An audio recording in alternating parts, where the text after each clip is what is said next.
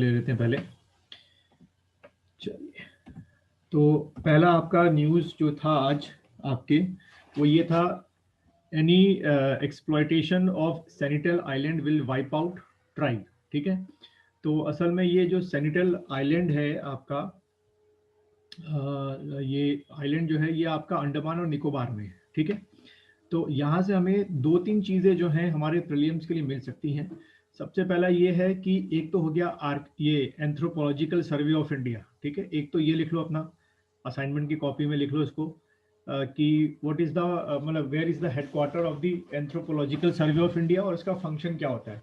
और एंथ्रोपोलॉजी शायद आपको पता हो क्योंकि साइंस के स्टूडेंट हो, कि एंथ्रोपोलॉजी में हम लोग क्या स्टडी करते हैं, स्टडी ऑफ ह्यूमन जो इवोल्यूशन होता है, बिहेवियर होता है, वो सब चीज़ें इसमें पढ़ते हैं हम लोग। ठीक, एंसेस्टर्स ये सब पढ़ते हैं हाँ सर। ये सब पढ़ते हैं। तो एक तो ये इसको लेकर एक क्वेश्चन बन सकता है, एंथ्रोपोलॉजी को लेकर क्वेश्चन। तो एक तो ये पढ़ लेना, एंथ्रोपोलॉजी सर्वे ऑफ इंडिया का हेडक्वार्टर कहाँ पर है, एस्टैब्लिशमेंट कब हुआ था और किस मिनिस्ट्री के अंडर में आता है। ठीक है, ये न्यूज़ को अगर मैं कंक्लूजन के वे में बताऊं तो ये कह रहे हैं कि जिस हिसाब से आपका ग्लोबल वार्मिंग हो रही है और अगर सी लेवल राइज होता है सॉरी, सी लेवल राइज होता है या कमर्शियल एक्टिविटी बढ़ती है, तो ये जो आइलैंड है जिसमें ये ट्राइब्स रहती हैं, क्योंकि इनका अभी तक हमारे साथ कोई कांटेक्ट नहीं है, हमें बस इतना पता है कि इस ट्राइब में सॉरी इस आइलैंड में आपके ट्राइबल पीपल हैं, ये सेंटेलस जो है वहाँ पे रहते हैं। लेकिन जितनी बार भी हमारी तरफ से कोशिश की गई है उतनी बार से ही जो है वहाँ से हमेशा हमें अपोज मिला है, कोई मतलब किसी तरह की कोई बात नहीं होती है। ठीक, तो अगर मैं इसको मैप के थ्रू दिखाऊं या इसको सॉरी इसको वो दिखाऊं वैसे, कि ये है कहाँ पर, north Sentinel island is one of the Andaman Nicobar island. ठीक है, in bay of Bengal which also include south, यानी कि ये सेंट्रल आइलैंड के दो पार्ट हैं, एक आपका नॉर्थ है एक आपका साउथ में है। ठीक है, यहाँ पर क्या है, an indigenous people in voluntary association who have rejected. ठीक, तो जितनी बार भी कोशिश की गई है उतनी बार वो उनके साथ हमारा कांटेक्ट नहीं हो पाया है।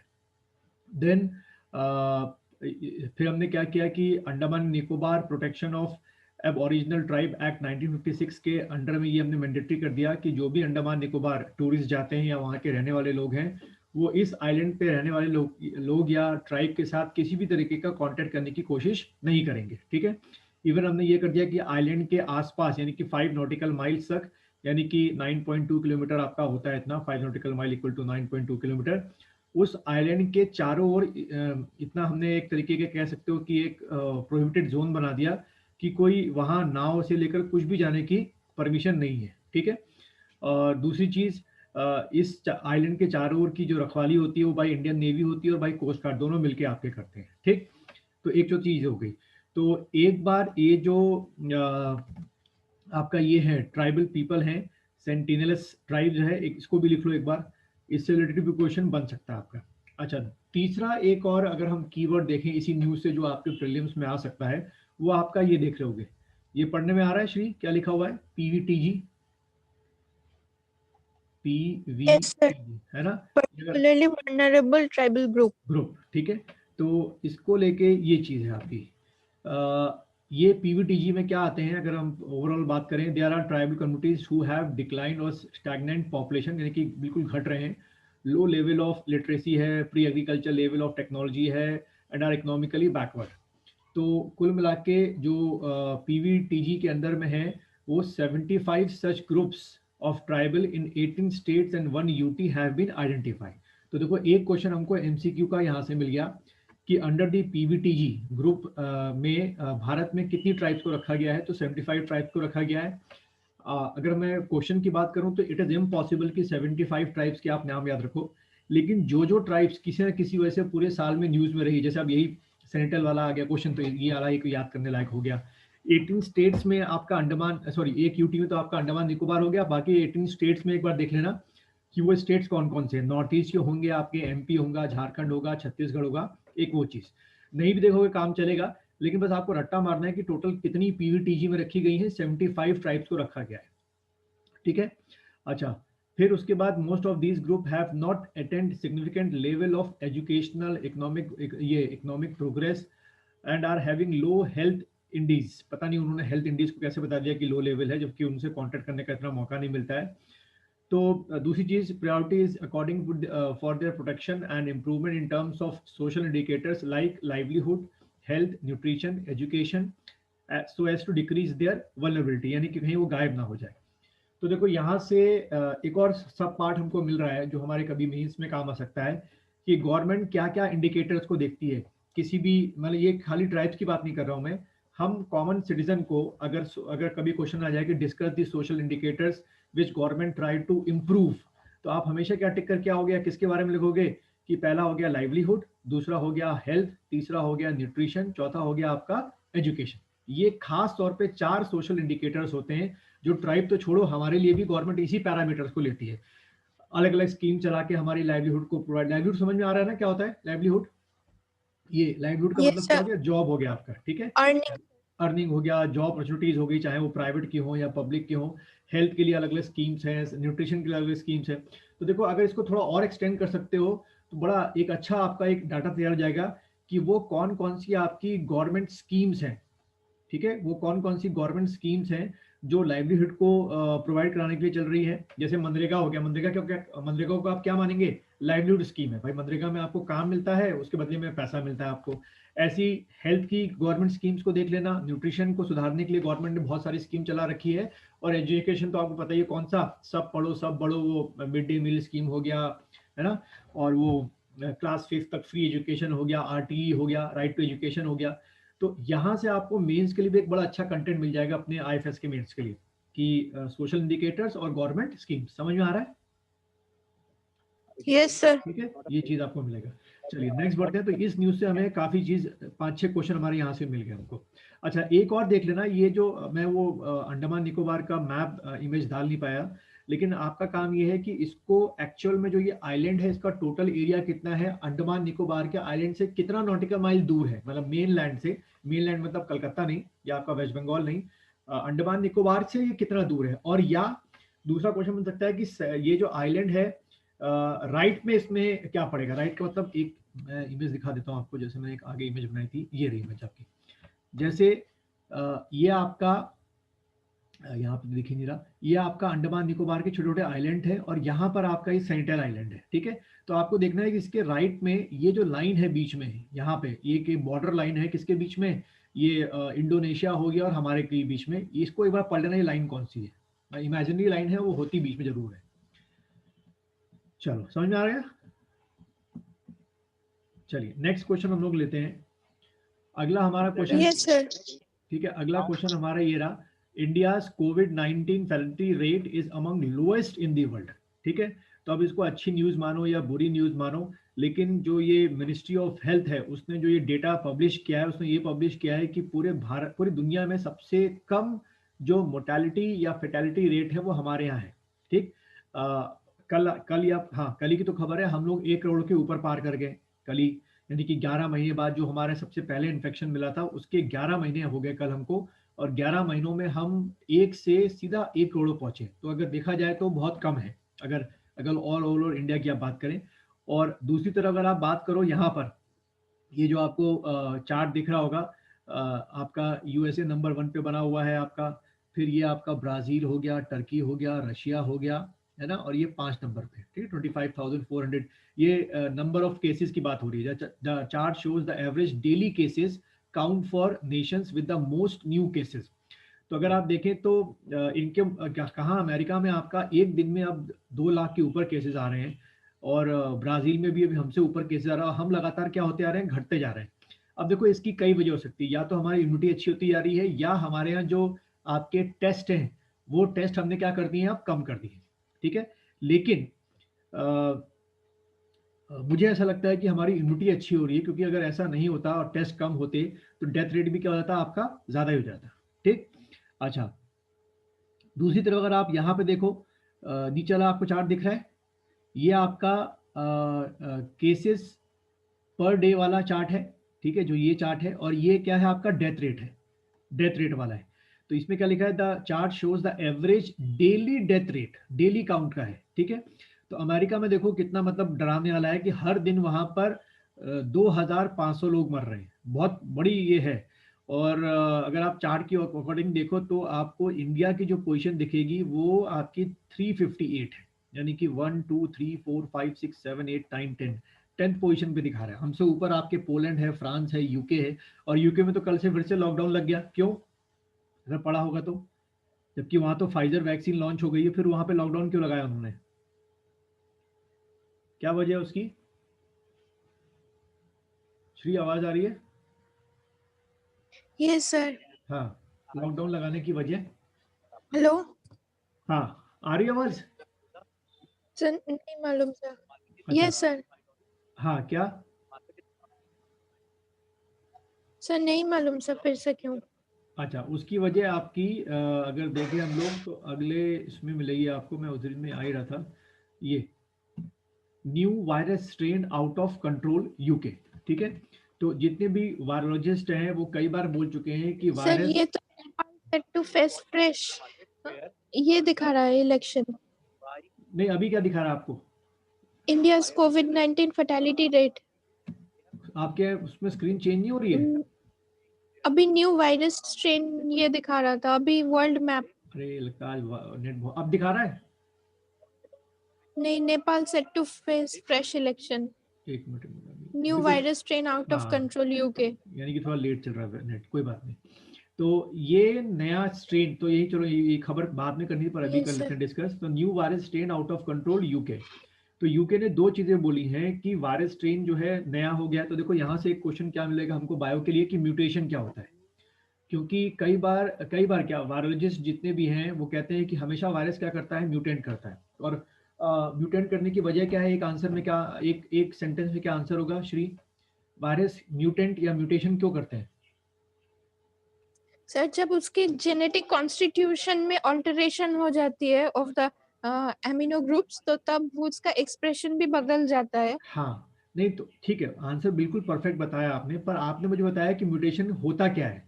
म्यूटेशन म्यूटेशन वायरस क्यों करता है, इसकी रीजन क्या है, होता क्या है? तो मैं समझ में आ गया कि जीन्स का जो जो आपके वो होते हैं ना, बेस, वो यस सर. नाइट्रोजन बेस होते हैं, वो अपनी पोजीशन को चेंज कर देते हैं। वो तो यस समझ सर. में आ गया, लेकिन ये होता क्यों है ऐसा? सर, वो हाँ, एनवायरनमेंट के हिसाब से अडेप्ट करता है ना सर. अच्छा, इसके अगर मैं इसकी जगह आंसर अगर आपको दूं रेप्लिकेशन, तो चलेगा? क्या सर? Replication, replication.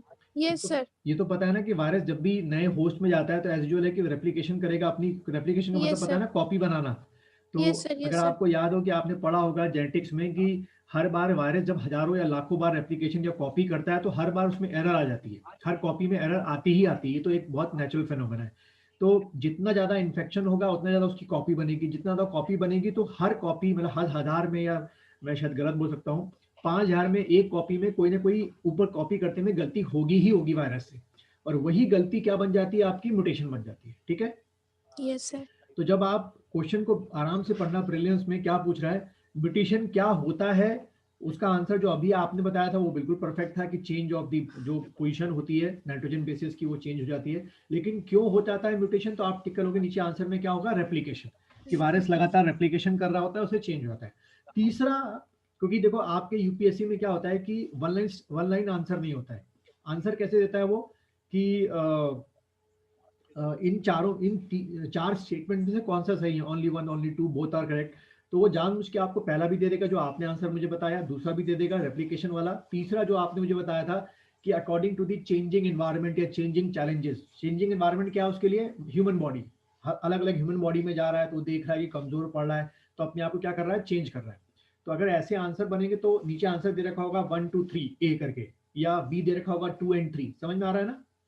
तो उसमें क्या आंसर टिक करके आओगे, ए करके आओगे 1 2 3, यानी कि तीनों स्टेट, चार में से तीन स्टेटमेंट क्या है, सही है। समझ में आया? ट्रू है. Yes sir. यस हाँ, सर. तो क्योंकि आपके यूपीएससी में स्टेट क्वेश्चन नहीं पूछते हैं। अच्छा, ये जो आपको भीड़, इसमें अगर हम देखें नीचे जो सबलाइन लिखी हुई है, पीएम ऑर्डर्स ये Christmas lockdown in south east England, मतलब पूरे इंग्लैंड में नहीं है, खाली साउथ ईस्ट में जहां सबसे ज्यादा केसेस मिले हैं। डब्ल्यूएचओ ने बोला है कि नहीं, और आप क्या लें, स्ट्रॉन्गर एक्शंस लें। ठीक, और दूसरा इसी पैराग्राफ में है कि ये ब्रिटेन ने अपने जो वैक्सीनेशन लगाने की जो प्रोसेस है उसको और तेज कर दिया। अब वो कह रहा है कि हम कोशिश करेंगे कि एक दिन में हम 60,000 लोगों को वैक्सीन लगाएं, क्योंकि इससे क्या होगा, स्प्रेडिंग उसकी क्या होगी, कंट्रोल में होगी। ठीक, चलो खैर आगे बढ़ते हैं हम लोग, आगे का मतलब थोड़ा आगे थे पहले ही। अच्छा, ये हमारा हो गया। चलिए अगला हमारा ये रहा, यूनाइटेड स्टेट अप्रूव मॉडर्ना। ठीक है, ये एक और वैक्सीन आपकी है वहां पर फाइजर के बाद एज सेकेंड वैक्सीन, और इसका जो यूज है मॉडर्ना वैक्सीन का वो इमरजेंसी यूज में कर सकते हैं। तो यानी कि अब अमेरिका में 2 वैक्सीन अब लगाई जा रही है, एक आपकी जो ये फाइजर है वो लगाई जा रही है और दूसरी आपकी मॉडर्ना जो है वो लगाई जा रही है। हमारे यहाँ देखो कब आती है, हमारे यहाँ अभी चांसेस तो मुझे लग नहीं रहा कि इस महीने या अगले महीने आने की चांसेस हैं। अच्छा, नेक्स्ट बढ़ते हैं हम लोग। अच्छा, यहाँ एक थोड़ा सा टफ क्वेश्चन तो नहीं बोलूंगा, लेकिन ध्यान रखना, आईएफएस के स्टूडेंट होने के नाते मैं हमेशा आपको अपने दिमाग में ये बात बांध के रखनी है कि आउट ऑफ 100 क्वेश्चंस अगर आईएएस वाला 55 क्वेश्चन करके आ रहा है एग्जाम में, तो आपको हर हालत में 60 प्लस क्वेश्चन करने हैं, वरना आईएफएस के लिए मेंस के लिए नाम नहीं आएगा। तो जो वो एक्स्ट्रा 5 क्वेश्चन है वो हमेशा साइंस साइड से ही होते हैं, और साइंस में कहाँ से होते हैं, बायो से होते हैं। वो ये आईएएस वाले जो होते हैं, जो बीए बीकॉम वाले होते हैं, इनको 5-6 क्वेश्चनों को, या मैं मोटा मोटा बोलूँ 10 क्वेश्चन को छूते तक नहीं है, क्योंकि उनके बस का नहीं होता है। आपको क्या करना है, प्रिपरेशन ये करनी है कि जो अभी आपकी 7 to 8 वैक्सीन हैं पूरी दुनिया में इस समय, जो कि लगभग आने वाले 6 महीनों में लॉन्च हो जाएंगी, उनके काम करने का एक बार तरीका देख लेना कि कैसे वो काम करते हैं। कुछ वैक्सीन जो हैं वो एंटीबॉडी डेवलप कर रही हैं, कुछ वैक्सीन जो हैं वो ऐसे प्रोटीन बना रही हैं कि वायरस का स्प्रेडिंग रुक जाए, आपके उनके क्लिप में आकर उनको उनको अटैच होने से रोक रही है। एक ये भी तरीका होता है वायरस को रोकने का कि वो मल्टीप्लाई ना कर पाए। ठीक है, तो एक बार वो देख लेना, जो 7 to 8 वैक्सीन है उनका वे ऑफ जो एग्जीक्यूशन है वो किस तरीके से। ठीक है, अच्छा नेक्स्ट आते हैं हम लोग। ठीक है, श्री समझ में आया, आवाज आ रही ना? Yes sir, yes sir, yes मैं सर। बार बार इसलिए पूछ रहा हूँ कि आवाज पहुंच रही है कि नहीं पहुंच रही है। देखा, मैं बोल गया और कट गई बीच में आवाज।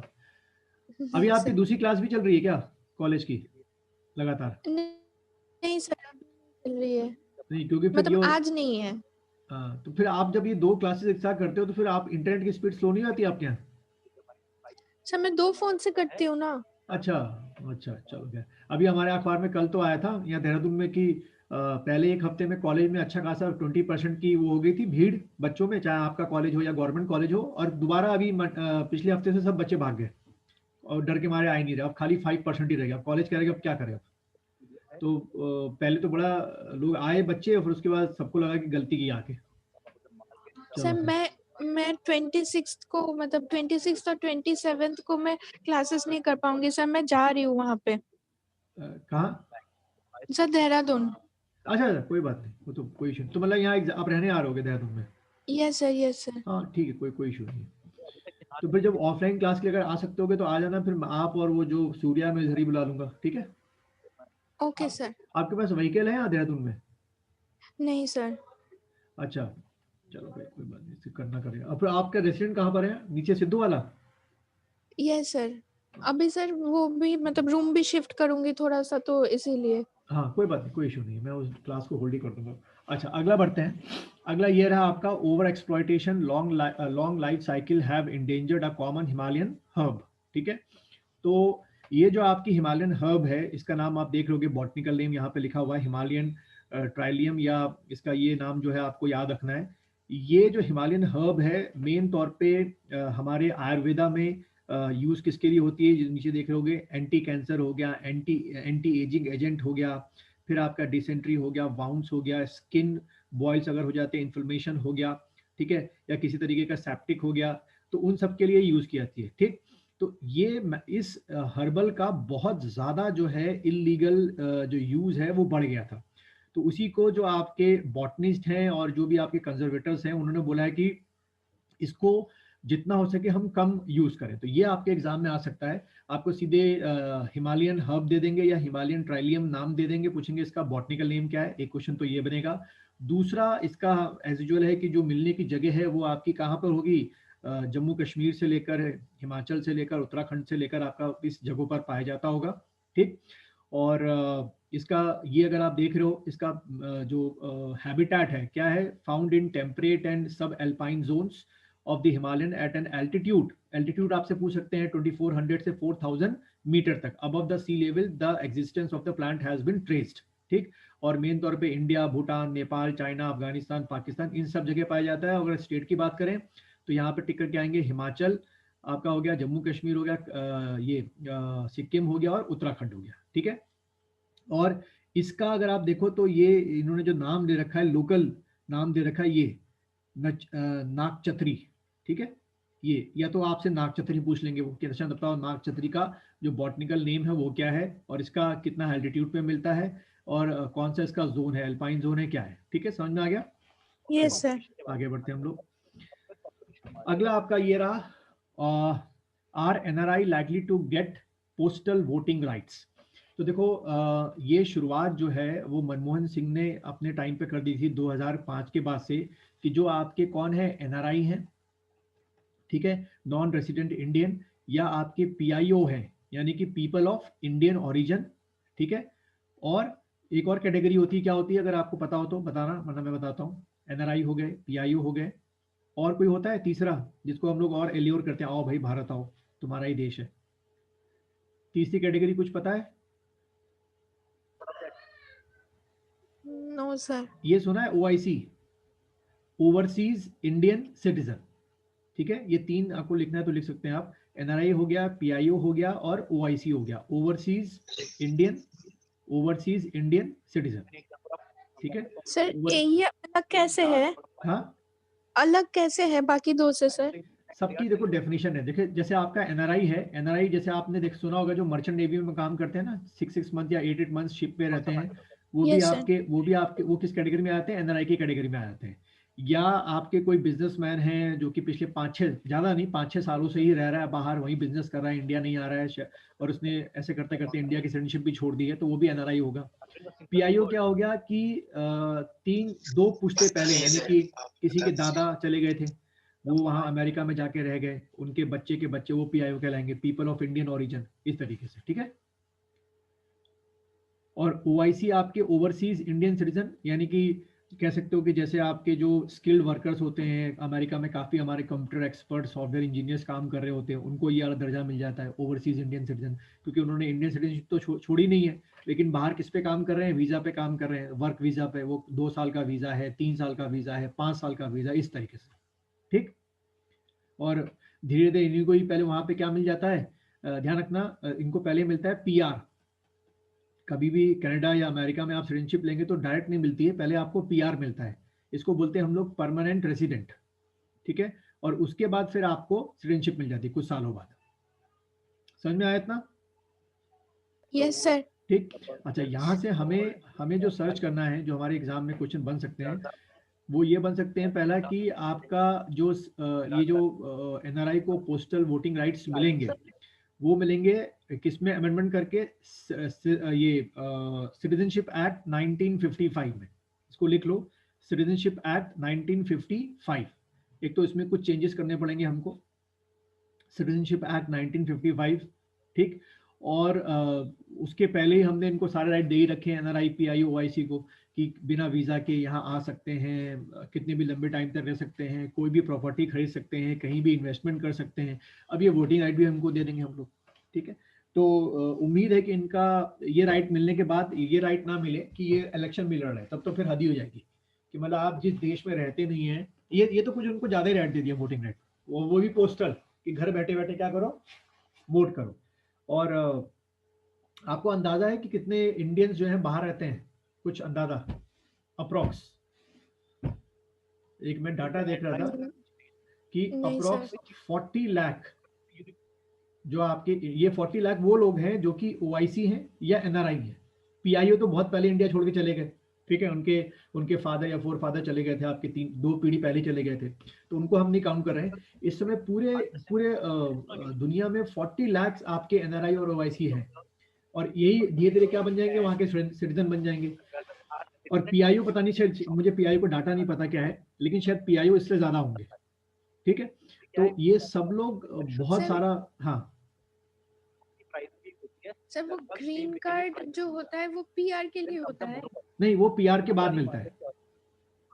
पहले आपको पीआर मिलेगा, और पीआर के बाद ग्रीन कार्ड मिलेगा, फिर उसी को ग्रीन कार्ड को अपग्रेड करके वो आपको क्या देते हैं? परमानेंट सिटीजनशिप दे देते हैं। ठीक है, चलिए। अच्छा, आगे बढ़ते हैं हम लोग। तो यहाँ से एक वो इलेक्शन कमीशन वाला कॉन्सेप्ट और ये सब चीज़ें, मुझे लगा कि एक वो ये बहुत बड़ा आर्टिकल था, तो यहाँ से आ सकता है आपका। यहाँ से देखो क्या क्वेश्चन बन सकते हैं प्रीलिम्स में, कि इस समय एनआरआई, पीआईओ और ओआईसी को क्या क्या राइट्स है। ठीक है, ये क्वेश्चन एक बार प्रिपेयर कर लेना, ये आने की पूरी पॉसिबिलिटी है, क्योंकि जब आप उनको वोटिंग राइट देने वाले हैं तो अभी तक ये कौन कौन से राइट इंजॉय कर रहे हैं वो आपको करना है। तो आपको नीचे ऑप्शन देंगे कि they can stay in India, correct है। They can purchase a land in India, correct है। They can invest in India, correct है। ठीक है। और भी कुछ अगर आपको मिल जाए तो उसको डाटा में तैयार कर लेना। समझ में आ रहा है श्री, किस तरीके से क्वेश्चन बन सकते हैं? चलिए Yes, आगे sir. आगे बढ़ते हैं हम लोग। चलिए अगला ये रहा आपका आज का न्यूज का था ये भी, Nepal set to face fresh elections. ठीक है, तो आपके जो prime minister KP Sharma Oli हैं, उन्होंने जो वहाँ की प्रेसिडेंट, ये जो नीचे आप बॉक्स में नाम देख रहे हो, विद्या देवी भंडारी, उनको रिकमेंड किया कि भाई क्या लगा दो, प्रेसिडेंट रूल लगा दो। वजह ये थी कि जो उनके दो मेन लीडर थे, उनके बीच में आपस में बन नहीं रही थी और लगातार जो है कोलेशन जो है बढ़ता जा रहा था। और ये जो केपी शर्मा है, ओली है, इनके साथ इंडिया की भी नहीं बने, हमारी भी नहीं बन रही थी, उल जलूल ये स्टेटमेंट देते आ रहे थे। और इवन आपके हमारे उत्तराखंड के जो पिथौरागढ़ का जो पर्टिकुलर एरिया है काली नदी के पास का, वो इन्होंने अपने मैप में क्लेम कर दिया था। उसके बाद भी काफी हालात जो है इंडिया और नेपाल के बीच में खराब हो गए थे। ठीक है, तो ये एक चीज है। अब यहाँ से थोड़ा सा अगर हम देखें इसकी पॉलिटिकल हिस्ट्री, किसकी, नेपाल की। तो नेपाल अगर आपको दिख रहा हो ये 2008, इससे पहले क्या था आपका, एक राजशाही थी यहाँ पे, यानी कि यहाँ पे क्या हुआ करते थे, आपके किंग हुआ करते थे। 2008 में रेवोल्यूशन वहाँ पे सो कॉल्ड हुआ, जनता ने रेवोल्यूशन किया, किंग वहाँ से भाग के चले गए, और 2008 से वहाँ पे किसकी शुरुआत हुई, आपकी डेमोक्रेसी की। वरना ध्यान रखना 2008 से पहले नेपाल पूरी दुनिया में एकमात्र हिंदू राष्ट्र था। ये अपने आप को क्या डिक्लेयर करता था, हिंदू नेशन। ऑफिशियली वहाँ के जो मोनार्ची थी, जो किंग था, उसने बोला था कि भाई हम तो एक हिंदू राष्ट्र हैं, हिंदुस्तान नहीं था, ध्यान रखना, क्योंकि हम लोग क्या है, सेकुलर है। अब वो भी 2008 के बाद से हमारे तरीके हो गया, सेकुलर हो गया या डेमोक्रेटिक हो गया। तो यहाँ पे जो आप ये टाइमलाइन देख रहे हैं, उसमें ये दे रखा है कि 2008 से लेकर अभी 2020 तक क्या क्या आपके वो आए हैं, चेंजेस आए हैं। ठीक है, तो इसको एक बार मैं सेंड कर दूंगा, पढ़ लेना कि कब किस ईयर में क्या क्या इंसिडेंट हुए। पढ़ने में आ रहा है ये, नेपाल मेरे इतना छोटा तो नहीं है। The term of constituent assembly बनी वहां पर Yes, sir. इलेक्शन कराने के लिए, सॉरी कॉन्स्टिट्यूशन बनाने के लिए। वहां पे लगभग 612 या 615 क्या है आपकी सीट्स हैं, जैसे हमारे लोकसभा में इस समय सीट्स हैं 550, ये 543, वहां पर 612 सीट्स हैं आपकी। सोचो छोटा सा देश और वहां पे 612 कर रखा है, क्योंकि इसका मतलब ये है कि वहां पे कॉन्स्टिट्यूंसी ज्यादा बना रखी है। तो एक बार इसको टाइमलाइन को देख लेना, आपको काफी क्वेश्चन इससे मिल सकते हैं। चलिए क्या नेक्स्ट बढ़ते हैं हम लोग। ठीक है, अगला ये रहा, India to bring more nations into coastal radar network. ठीक है, कोस्टल रेडार नेटवर्क। अब ये कोस्टल रेडार नेटवर्क क्यों जरूरत पड़ रही है इंडिया को, अगर मैं इसको आपको ये मैप में दिखाऊं, तो जो हमारे यहाँ ये इंसिडेंट हुआ था, कौन सा, 26/11 का, याद होगा 26/11, जो आतंकवादी पाकिस्तान ने भेजे थे, और बॉम्बे में आने के बाद उन्होंने 4-5 जगह जो असैसिनेशन किया था, नरीमन हाउस हो गया, ताज होटल हो गया, याद है ना वो 26/11 वाला इंसिडेंट, अगर आपको बहुत छोटे रहे हो गया। Yes, sir. Yes, sir. तो वो लोग जो है इसी ओशन से, अरेबियन सी से होते होते पाकिस्तान से कहाँ पहुंचे थे, आपके बॉम्बे पहुंचे थे। ठीक है, तो ये जो रेडार सिस्टम है, इसका ऑब्जेक्टिव ये है कि जितनी भी आपके ये इंडियन ओशन में जो कंट्रीज हैं, वहां पे रेडार्स लगाए जाए कि कोई भी इस तरीके की इलीगल शिप, छोटी से छोटी भी इलीगल शिप अगर ट्रैवल करे तो उसको पता चल जाए। वो आपको लगता होगा कि इतना बड़ा समुद्र, कोई शिप ट्रैवल करके दिख जाएगी, नहीं दिखती भाई, वहाँ छोटी बड़ी बड़ी शिप नहीं दिखती, इतना बड़ा समुद्र होता है आपका। तो वो सब डिटेक्ट करने के लिए इंडिया क्या डेवलप कर रहा है, रेडार सिस्टम डेवलप कर रहा है, कि इस तरीके की दोबारा जो इंसिडेंट है, रिपीटेड इंसिडेंट, वो ना हो। तो अगर हम देखें तो यहाँ पर अगर आपको दिख रहा होगा तो Maldives, Myanmar, Bangladesh, according to defence sources, ये लोग जो हैं तैयार हो गए लगवाने के लिए अपने आप। मालदीव में लगेगा, म्यांमार में लगेगा, बांग्लादेश में लगेगा, और बाकी मॉरिशस, सीएचएल और श्रीलंका से बात चल रही है। ठीक है, तो उम्मीद है कि आने वाले टाइम पर अगर इन सब जगहों पर ये लग गए, कुल मिला के 22 कंट्रीज आपकी हो रही हैं, यानी 22 कंट्रीज जहाँ पर होंगी इस पूरी जगह पर, इसमें से कुछ आपके आइलैंड्स होंगे, कुछ आपकी कोस्टल कंट्रीज होंगी। तो ये पूरा जो एरिया होगा फिर उससे क्या हो जाएगा, सिक्योर हो जाएगा। उनके यहाँ भी कोई इलीगल तरीके से नहीं पहुंच पाएगा, और हमारे यहाँ भी कोई इलीगल तरीके से कोई जो शिप है वो नहीं पहुंच पाएगी। इससे जो आपकी ये स्मगलिंग होती है, ड्रग्स की होती है, वेपन्स की होती है, हम ही इससे परेशान नहीं है, हमारे ये पड़ोसी मुल्क भी इससे परेशान है। वो लगभग हम लोग रोकने में क्या रहेंगे, कामयाब रहेंगे। ठीक है, चलिए आगे बढ़ते हैं हम लोग। अगला आपका ये रहा, इंडिया यूएस मल ओवर अनफिनिश्ड वर्क। ठीक है, तो ट्रम्प जो साहब हैं, उनके जाने के बाद या उनके दौरान जो जो इंडिया के बीच में आपके डील साइन हुई थी, इसमें अगर मैं इसको न्यूज़ को यहाँ जो मैंने डिकोड कर रखा है, इसमें जो आपके यूएस एम्बेसडर है, नाम दिख रहा होगा to India, Kenneth Jester has begun a series of calls on Defense Minister Rajnath Singh, ठीक है, कि भाई जो ट्रम्प, क्योंकि ये अभी अपॉइंटेड किसके हैं, US ambassador by the Trump administration. उम्मीद है कि बाइडेन इन्हीं को अपॉइंट रखेंगे, अगर इनको नहीं रखते तो किसी और को बनाएंगे नया और ये यूएस एम्बेसडर। तो जैसे हमारे यहाँ होता है ना आईएफएस, इंडियन फॉरेन सर्विस, वैसे इनके अभी यही कॉन्सेप्ट आपका होता है। तो ये जो केनेथ जस्टर है, इस न्यूज़ में इन्होंने इनके स्टेटमेंट के ऊपर ये पूरी न्यूज़ बनी है।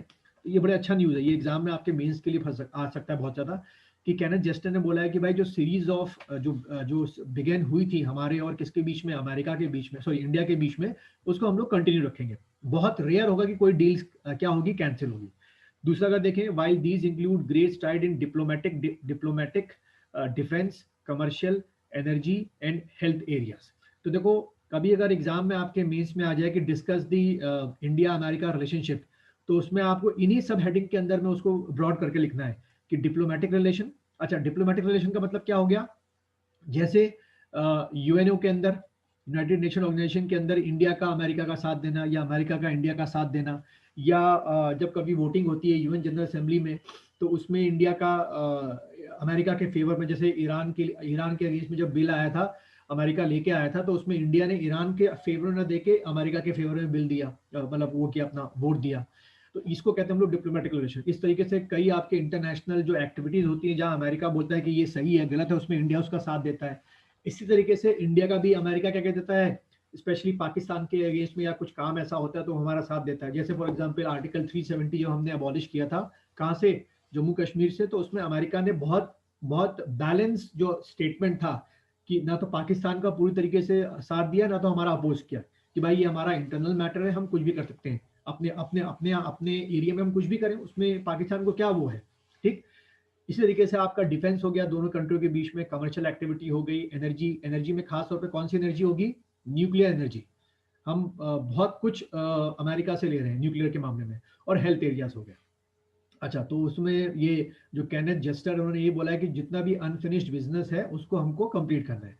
Then India's consideration of the Russian S-1400 जो मिसाइल सिस्टम है, Sukhoi 35 jet, as a problematic as they would risk inter है ना of India US defence system. असल में इंडिया के साथ मुसीबत ये हो रही है कि मुसीबत क्या बोले, कि इंडिया को तो वेपन्स चाहिए, हम हर जगह से लेते हैं, हम फ्री हैं, तो हम इजराइल से भी खरीदते हैं, हम और फ्रांस से भी खरीदते हैं। लेकिन ये जो आपका कैट्सा है, एक मैंने आपको पहले ही बताया था, उसमें अमेरिका ने अजीब सी शर्त लगा रखी है कि अगर आपको किसी भी कंट्री को अगर हमारे साथ हथियार खरीदने हैं या हमारे साथ डिफेंस डील में कंटिन्यू रखना है, तो रशिया के साथ नहीं खरीदेगा। तो वो पॉसिबल हमारे लिए नहीं, क्योंकि हमें कई अच्छी चीज़ें सस्ते दामों में कहाँ से मिल जाती है, रशिया से मिल जाती है। तो इसमें जो ये आपके यूएस एम्बेसडर, उन्होंने होप किया है कि जो ये डील है रशियन S-400 की और जो सुखोई 35 की है, वो प्रॉब्लम नहीं करेगी। आने वाले टाइम पे दोनों कंट्री मिलके, बाइडेन का जो एडमिनिस्ट्रेशन होगा, इसको सॉर्ट आउट कर लेगा। सॉर्ट आउट का मतलब ये है कि हमको तो खरीदना ही खरीदना है, हम तो ऐसा नहीं होगा कि ये डील क्या कर देंगे, हम लोग कैंसिल कर देंगे। दूसरा, ये जो 6 रिएक्टर्स हैं न्यूक्लियर पावर के आंध्र प्रदेश में, वो लगने हैं। जो कंपनी अगर आप देख रहे हो तो लिखा होगा वेस्टिंग हाउस इलेक्ट्रिक कंपनी, ये NPCL मिलके ये लगाएंगे, तो ये भी एक डील है आपकी। दूसरा, ये जो आप देख रहे हो, the growing defence partnership enhance military exchange by the signing off 4 foundational agreement. तो जरा इन एग्रीमेंट के बारे में पढ़ लेना। GSO गोस्मिया हो गया, लिमोई हो गया, कॉमकैसा हो गया, और बैका हो गया, ठीक है। श्री, समझ में आया ये?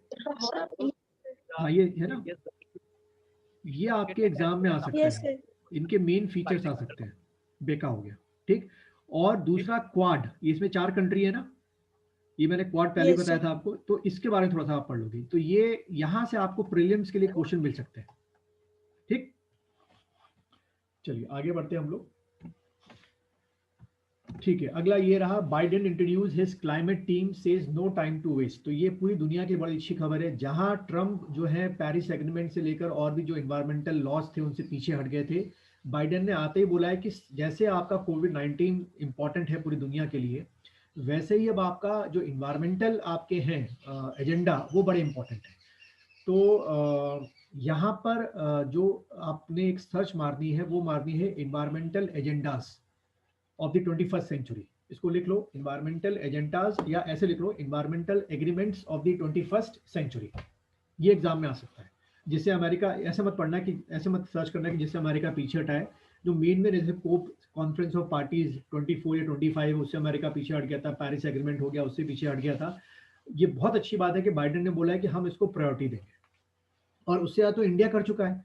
हम अनएक्सपेक्टेड तरीके से जो सोलर पावर है ना, उसमें बहुत आगे निकल गए, मतलब निकल भी रहे हैं, और जैसे घरों में लगवा रहे हैं, उसमें सब्सिडी दे रहे हैं आपकी। ठीक है, समझ में आ रहा है? तो यस जो सर। इन्वायरमेंटल एग्रीमेंट्स हैं वो आप लोग इसमें सर्च करोगे एक। अच्छा, नेक्स्ट बढ़ते हैं हम लोग। क्या ये तो पढ़ चुके थे? ठीक, बस इसमें आपका 2 दिन की न्यूज़ है। ठीक है श्री, समझ में आ गया? यस सर, समझ ठीक है, में आ गया सर। ठीक है, चलो फिर आज के इतने रखते हैं। कल वो शुरू करेंगे अपना क्लाइमेटोलॉजी। ठीक, ओके सर। चलो, thank you. Thank you sir.